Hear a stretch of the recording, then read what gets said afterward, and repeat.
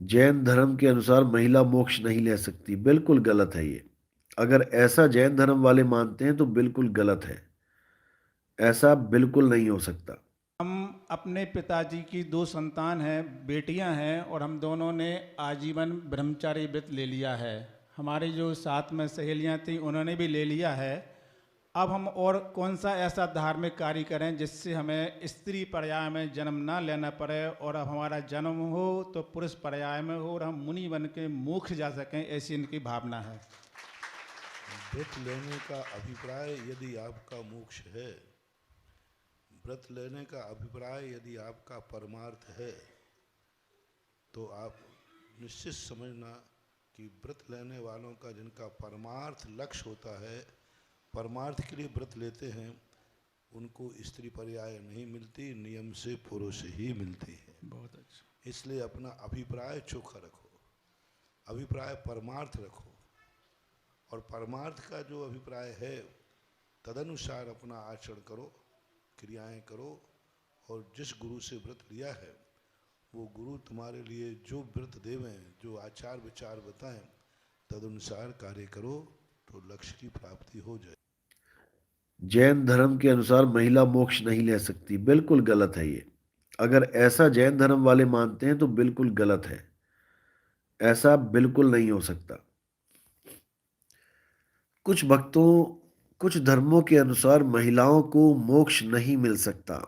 उनका मानना है कि जब वो अपने अगले जन्म में पुरुष बनेगी तब मोक्ष गति को प्राप्त होगी।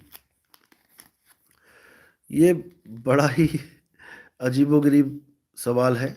और अगर ये किसी की मान्यता है, यानी कोई धर्म कोई पंथ इसको मानता है इस बात को, तो मुझे बड़े दुख के साथ कहना पड़ रहा है कि उन्हीं लोग की मुक्ति नहीं होगी जो ये बात मानते हैं। महिलाएं तो मुक्त हो जाएंगी, लेकिन वो मुक्त नहीं हो सकता जो पुरुष और महिला में भेद करता है। साहिब कहते हैं, गुरु पशु वेद पशु नारी पुरुष विचार, ते नर नरक को जाएंगे जब लग ससी दिनकार। आदमी और औरत को अलग अलग मानने वाले लोग महामूर्ख हैं।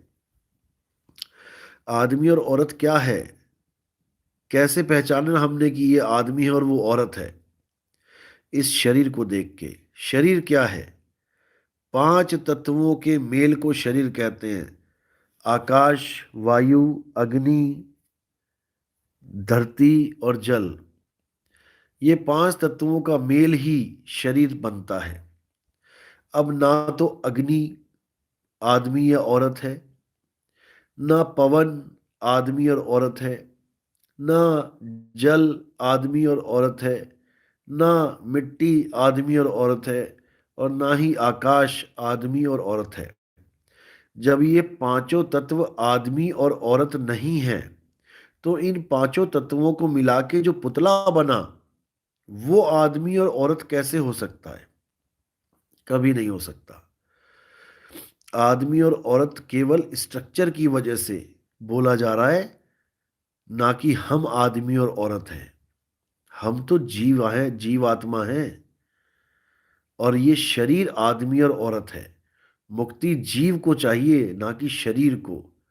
शरीर तो जहां से आया है वहीं चला जाएगा। आदमी भी, आदमी का शरीर भी, जो आदमी रूपी शरीर है वो भी पांच तत्वों में लीन हो जाएगा, और औरत का जो पांच तत्वों का शरीर है वो भी पांच तत्वों में लीन हो जाएगा। आदमी और औरत दोनों का शरीर पांच तत्वों से ही आया है, पांच तत्वों में लीन हो जाएगा।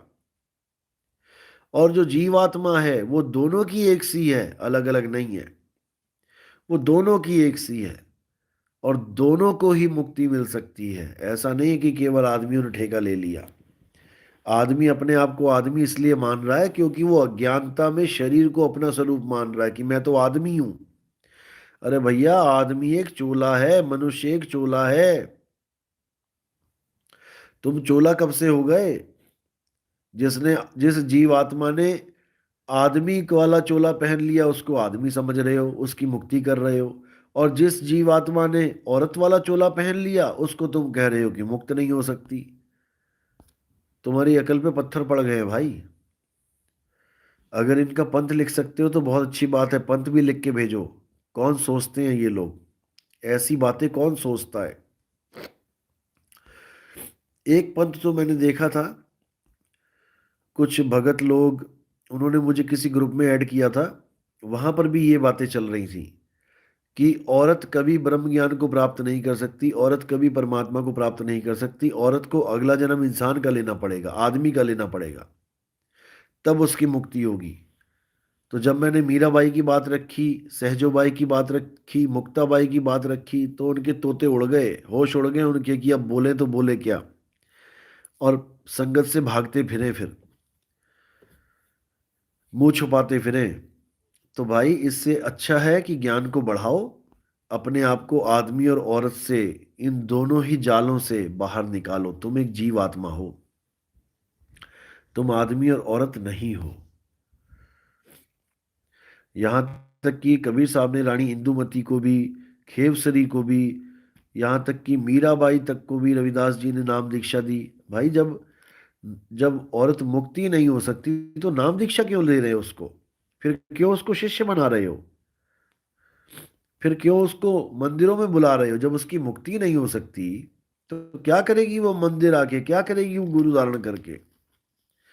ये बिल्कुल गलत ज्ञान है, और ऐसा ज्ञान का मैं खंडन करता हूं।